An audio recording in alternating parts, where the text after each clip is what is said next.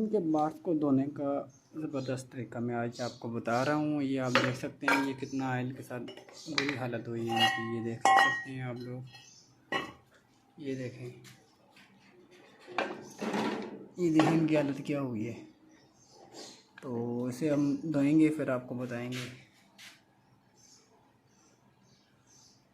اس کے لیے آپ نے کپڑے دھونے والا سوڈا لینا ہے اور اس کے بعد تھوڑا سا 10-20 روپے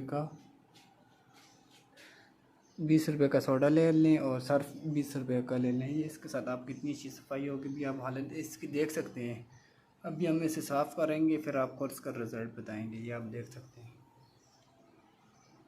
سامان، یہ میری جان انجن کھولے دی، اس ہم صاف کرنے پہ بیٹھا ہیں اگی تلے گرم مسنال دیکھ کے تھکے تھوڑے نے بیٹھا ہیں اس ہم جوڑ سا۔ یہ آپ لوگ دیکھ سکتے ہیں اس کا رزلٹ میں آپ کو بتا رہا ہوں کہ یہ آپ دیکھیں ماشاءاللہ، دیکھیں کتنا صاف ہو گیا۔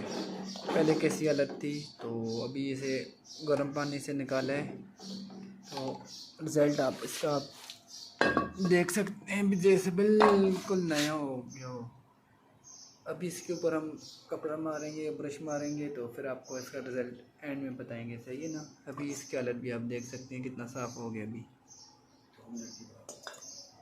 تو باقی چیزوں کو بھی ہم ڈالیں گے اس گرم پانی میں۔ یہ